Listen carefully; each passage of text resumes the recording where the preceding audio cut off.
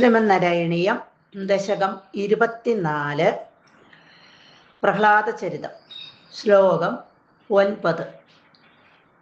ഗജാനന പത്മാർക്കം ഗജാനനമഹർനിശം അലേകദം തം ഭക്താനാം ഏകദന്തമുപാസ്മഹേ. സരസ്വതി നമസ്തുഭ്യം വരദേ ജ്ഞാനരൂപിണി വിദ്യാരംഭം കരിഷ്യാമി സിദ്ധിർഭവതു മേ സദാ.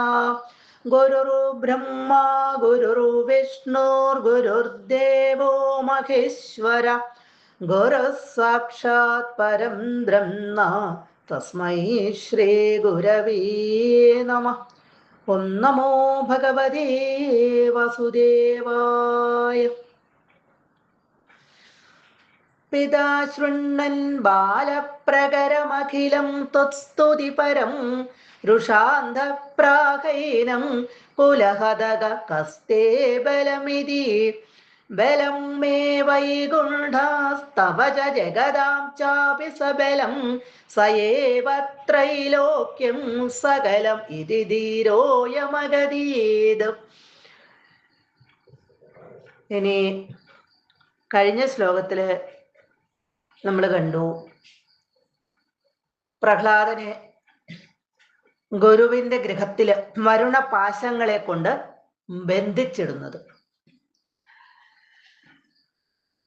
പ്രഹ്ലാദൻ ഗുരു അവിടെ ഇല്ലാത്ത സന്ദർഭങ്ങളിൽ തൻ്റെ കൂട്ടുകാരായ അസുര കുട്ടികളെ എല്ലാം വിളിച്ചു കൂട്ടി ഭഗവാനിലുള്ള ആ ഭക്തിയുടെ മഹത്വവും ഭഗവത് ഭക്തിയുടെ ആ മഹത്വവും ശ്രേഷ്ഠമായ ഉത്കൃഷ്ടമായ മോക്ഷത്തിലേക്ക് എത്തുവാനുള്ള മാർഗങ്ങളെക്കുറിച്ചുള്ള അറിവും അവർക്ക് ഉപദേശിച്ച് കൊടുത്തു.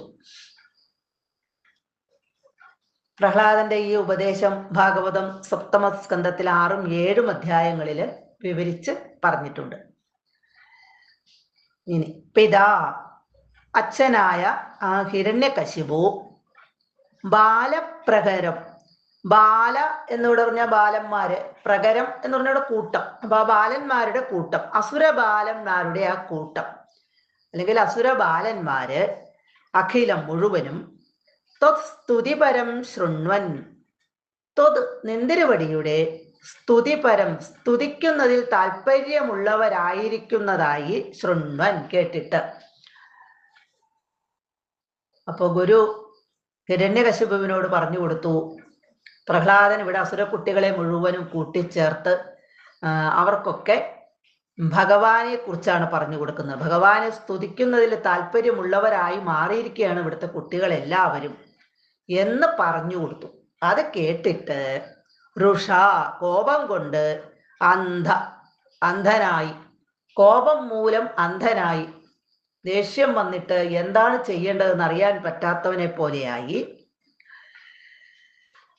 എന്നിട്ട് ഏനം പ്രഹ്ലാദനോട് കുലഹതക, പ്രഹ്ലാദനെ വിളിക്കുകയാണ് കുലദ്രോഹി, അസുരകുലത്തെ മുഴുവനും ദ്രോഹിക്കുന്നവനെ.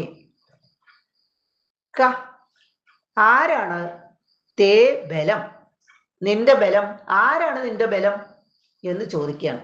കുലദ്രോഹി, കുലത്തെ ദ്രോഹിക്കാനായിട്ട് പിറന്നവനെ ആരാണ് നിന്റെ ബലം എന്ന് ഇതി പ്രാഹ എന്ന് പ്രാഹ ചോദിച്ചു. ധീര, ഇവിടെ ബുദ്ധിമാനും ധീരനുമായ ധൈര്യമുള്ളവനുമായ യാതൊരു ഭയവുമില്ലാത്തവനായ പ്രഹ്ലാദൻ അയം, ഈ പ്രഹ്ലാദൻ അപ്പോൾ എന്താണ് മറുപടി പറഞ്ഞത്? മേ ബലം വൈകുണ്ഠ, എൻ്റെ ബലം, എൻ്റെ ശക്തി വൈകുണ്ഠനാണ്, അതായത് മഹാവിഷ്ണുവാണ്.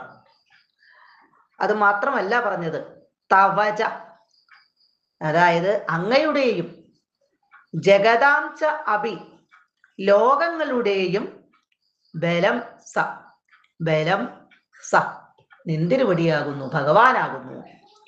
ആ മഹാവിഷ്ണുവാണ്, വൈകുണ്ഠവാസിയായ ആ മഹാവിഷ്ണുവാണ് എൻ്റെ ബലം. എൻ്റെ മാത്രമല്ല അങ്ങയുടെ ബലവും ആ മഹാവിഷ്ണു തന്നെയാണ്.